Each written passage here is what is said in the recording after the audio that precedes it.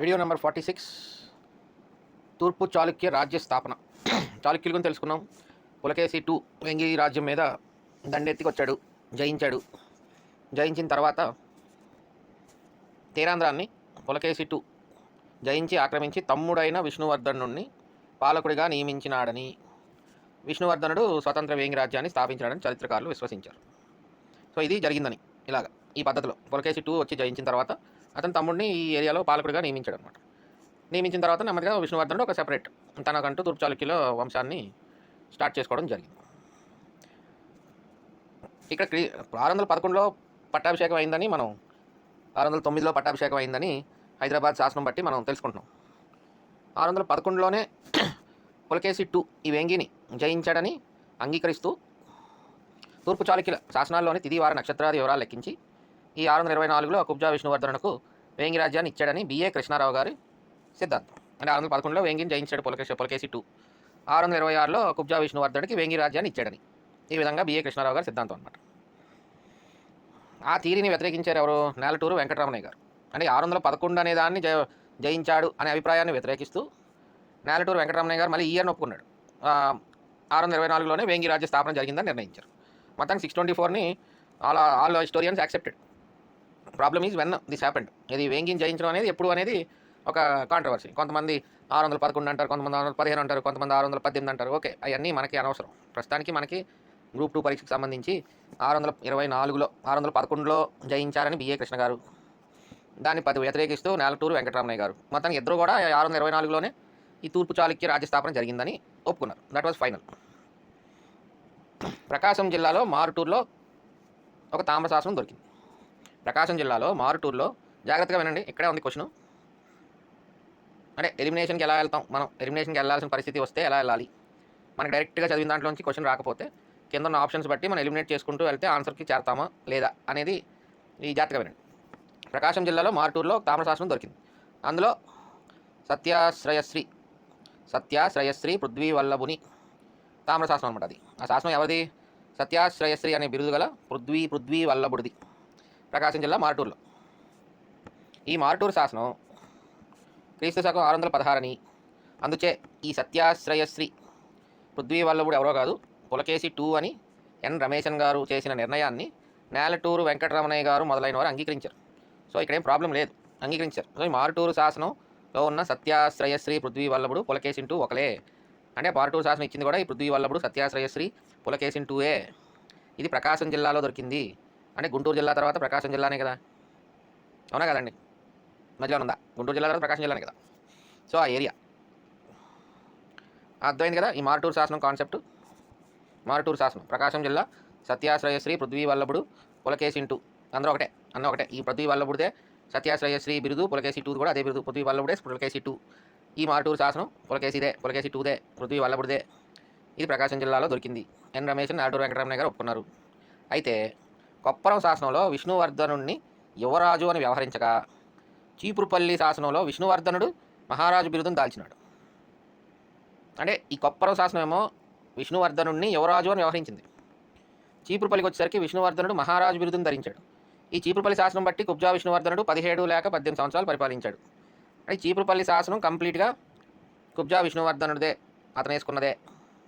అందుకని అందులో మహారాజు బిరుదు ఉంది, అందులో తన టర్మ్ కూడా ఉంది. మొత్తం చీపురుపల్లి శాసనం అనేది కుబ్జా విష్ణువర్ధనుడికి సంబంధించింది.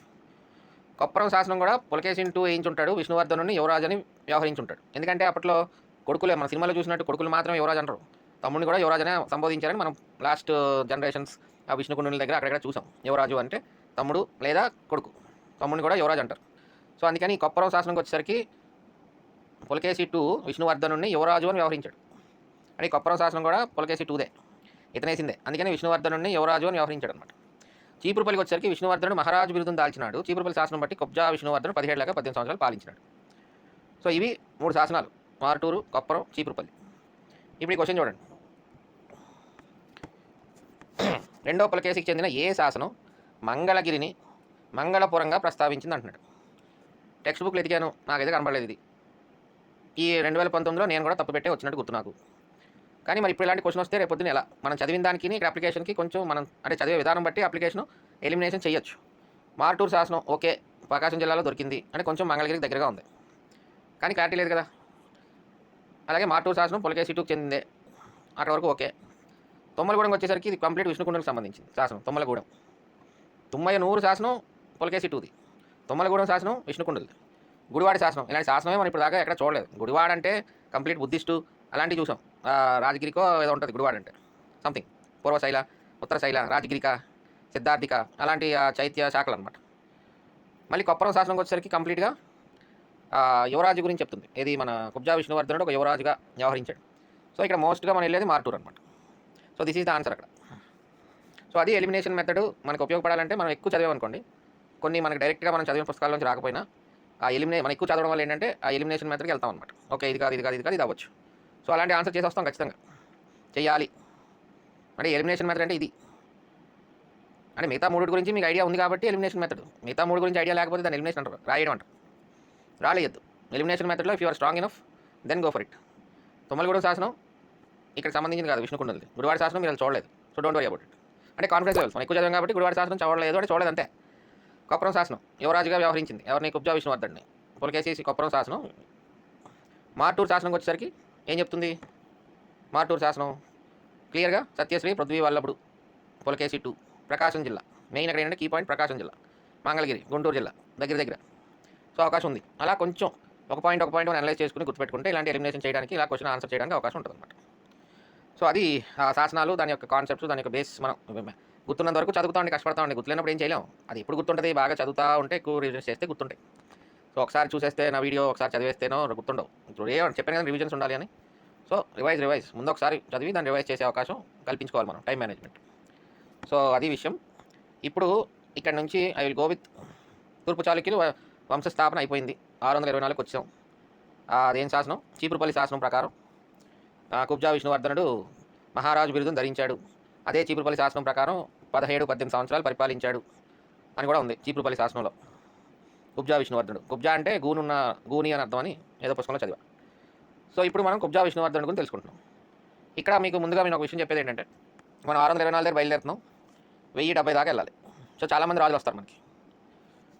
ఈ రాజులందరూ కూడా మనకి క్రొనాలజీ ఆర్డర్లోనే నేను వీడియోస్ చేస్తాను. అంటే 1 by 1, ఒకరి తర్వాత ఒకరు.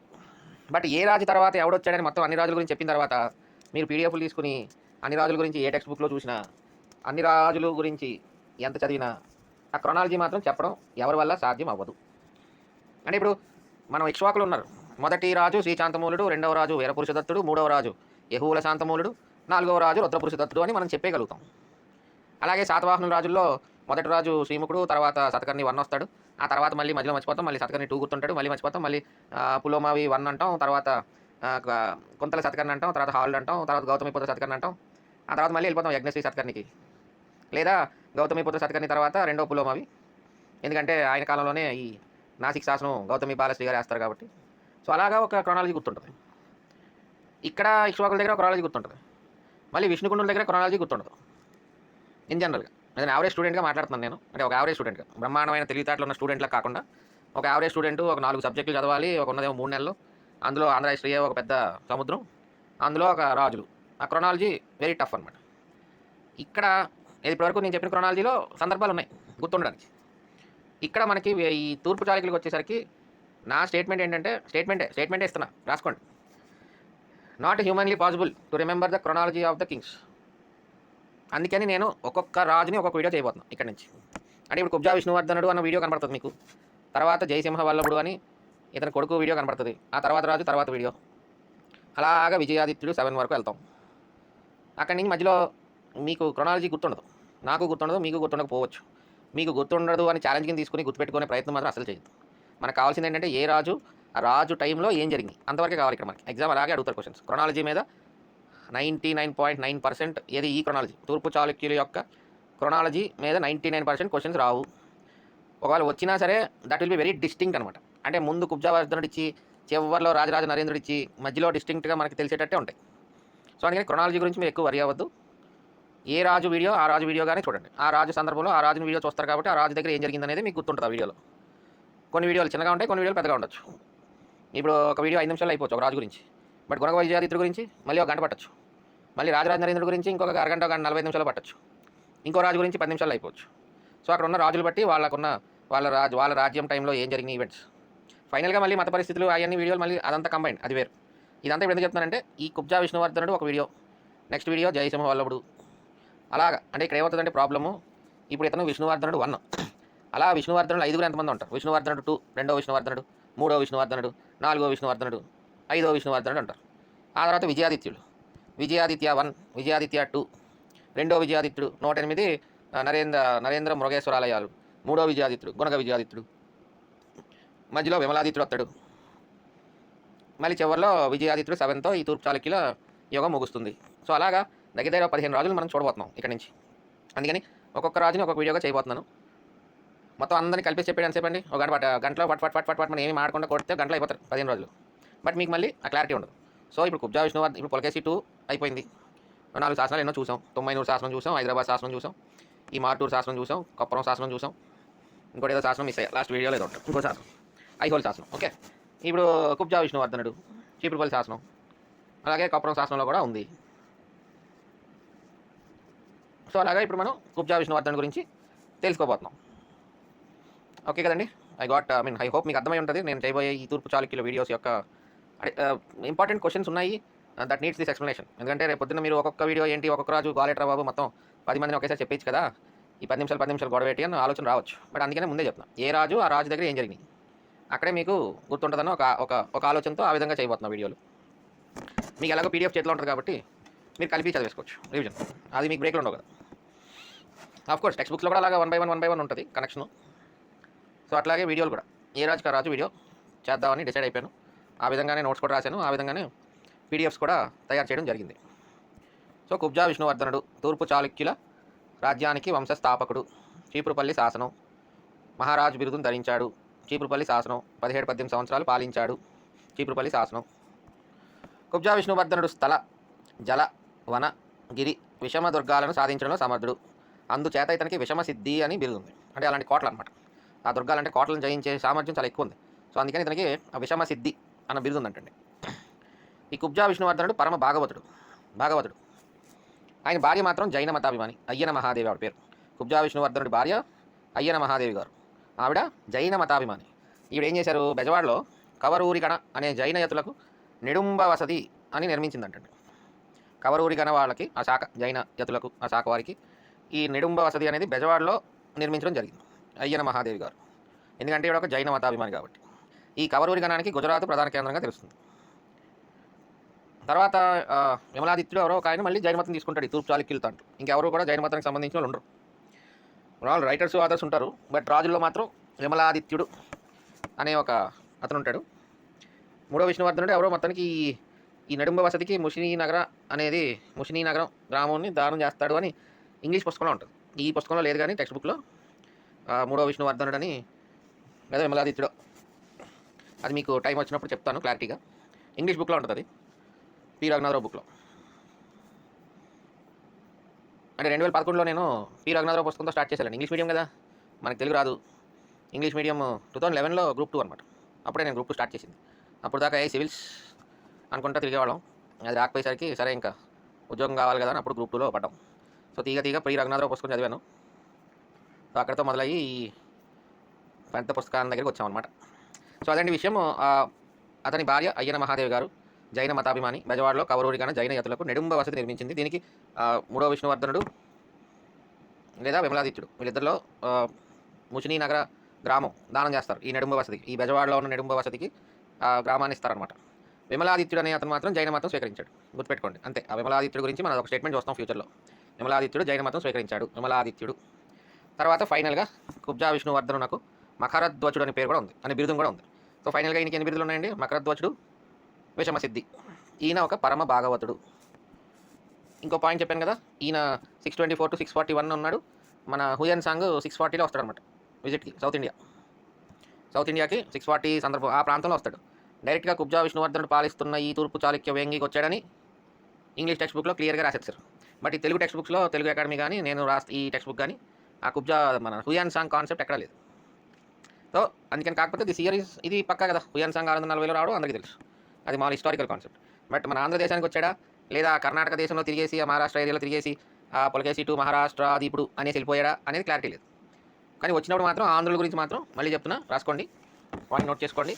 వచ్చినప్పుడు మాత్రం statement page number 60, Telugu academy. తూర్పు చాళుక్య రాజ్య ఆవిర్భవించిన కొద్ది కాలానికి ఆంధ్రదేశం అదే కొద్ది కాలానికి అన్నాడు అంతే. ఈ తెలుగు అకాడమీలో ఇయర్ కానీ ఏమి మెన్షన్ చేయలే. బట్ ఇంగ్లీష్ బుక్లో మాత్రం 6 నేను పి రఘునాథరావు 2011లో చదివిన పుస్తకం బట్టి చెప్తున్నా. అప్పుడు దాంట్లో మాత్రం క్లియర్గా ఉంటుంది. 640లో వచ్చాడు యుఎన్ సాంగ్ వచ్చాడు. వచ్చిన తర్వాత ఆంధ్రుల గురించి ఏమంటే ఇక్కడ ప్రజలు చామన ఛాయగలవారని, ఉద్రేకపూరితులని, అంతకు మించి కళాప్రియులని పేర్కొన్నాడు. సో అది ఈ వీడియో అండి. ఇక్కడతో ఈ వీడియో సమాప్తం. నెక్స్ట్ వీడియో మనం ఒక్కొక్క రాజు గురించి చేసుకుంటూ వెళ్తాం.